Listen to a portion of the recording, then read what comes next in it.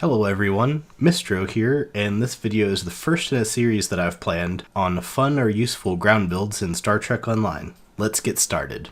You can't stop him, he's the Juggernaut. You can't stop this. Really fun melee build. Well, I had to do it. The theme for this build is the Juggernaut character from the Marvel Universe, a magically powered and nigh invulnerable force of brute strength. Though you could also easily, recostume this character in black. Thematically, you could call him Bane from the DC Universe, given how this build is executed. Arguably, the best possible character combination for a melee-style build such as this is a science career Klingon character. Though, you could also choose some other good race options, such as the Vanguard Jem'Hadar, or just a plain old alien species due to their flexibility. As you can see here on Rianu Keeves, by the way, extra points if you get that meta reference there, you can see that Klingons not only have access to physical strength as a trait option, they also have a inherent race trait that is an upgrade to the soldier trait, and that gives extra melee bonus damage and a higher critical severity in addition to the standard stats from the soldier trait. So here we have my take on the Juggernaut in the STO universe. For traits we have Creative for the kit power, Brutal Impetus for the damage buff. If you're using a Klingon character you can leave this one off. We have Dulce et Decorum Est for the bonus all damage buff, Field Researcher for a big bonus all damage buff, Field Technician for reduced kit cooldown, Physical Strength for a healthy bonus damage boost, Technophile for more kit performance, Serenity for more kit performance again, Berserker for a big bonus damage boost, and Vicious for bonus damage and critical severity. Next we have the reputation traits. We'll start off with Deadly Aim for critical severity. Next we have Lethality for critical hit chance. Omega Weapon Proficiency for bonus damage for melee. Miniaturized Chronocapacitor for kit cooldowns. And Tyler's Memories for bonus damage. Up next we have our skill tree build. It's essentially the same as any other damage focused build, just you want to pick up Fatal Fists from the pips at the bottom because it gives extra melee damage resistant debuffs for hitting things, which is, always great. For specializations, you'll want to pick up Commando, which will give you bonus damage, kit cooldown reduction, a melee buff from sprinting, and of course the Juggernaut system, since, that synergizes with our theme and all. And you'll also want to use the Temporal Operative specialization because it gives you extra kit performance, kit cooldown reduction, and so on.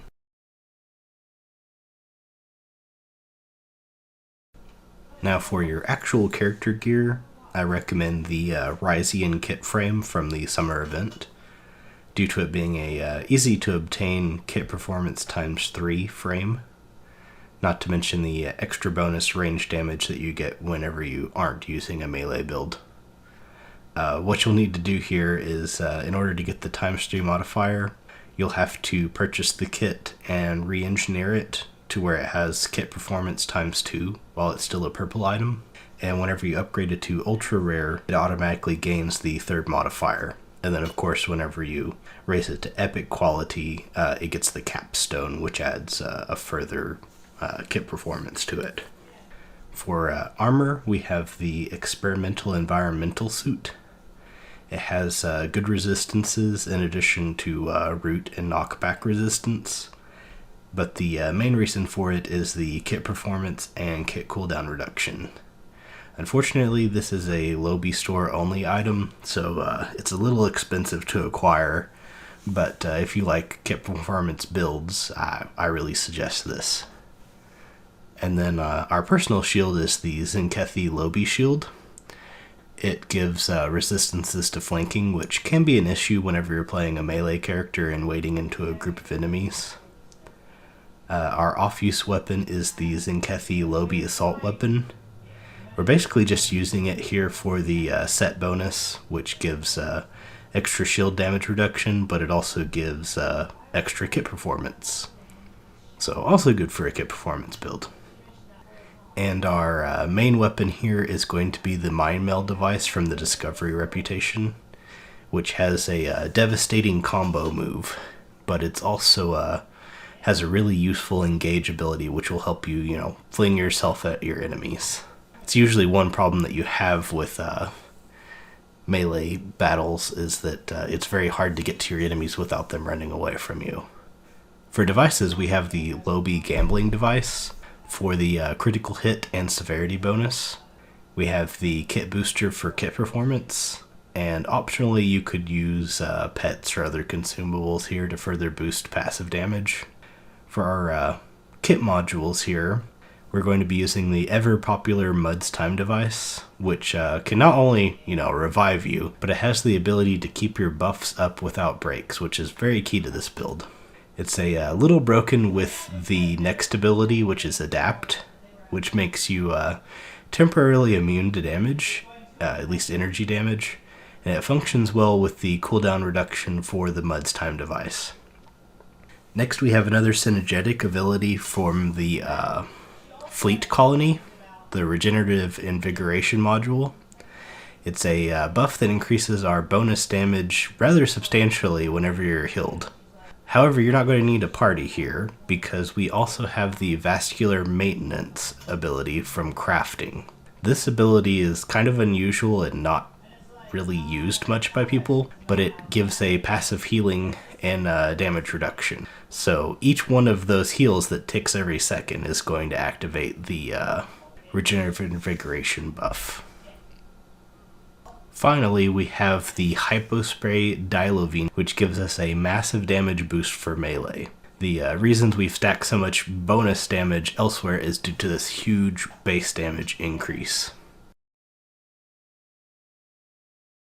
And for the final part of our build, we can't forget about the duty officers. These are usually fairly expensive due to them not being from a reliable source such as a fleet store, but you can find them like Stress Oops here on the exchange, as he comes from the Crinum Lockbox mini packs. So they give a huge boost to critical hit chance.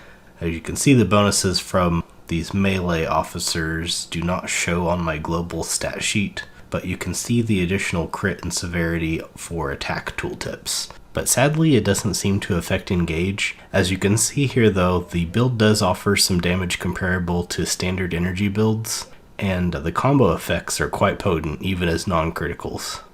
You can also see how powerful the synergies are on these kit abilities with how low the cooldowns can get, which leaves you more time to focus on positioning and beating the stuffing out of your enemies. So there we have the Juggernaut. Here is a little bit of extra footage of me fooling around in the Voth battle zone, punching dinosaurs and so on. I hope you enjoyed the video. Don't forget to like and subscribe for more build content. And if you have any suggestions for a fun build, drop me a line in the comment section down below. And I'll see you next time.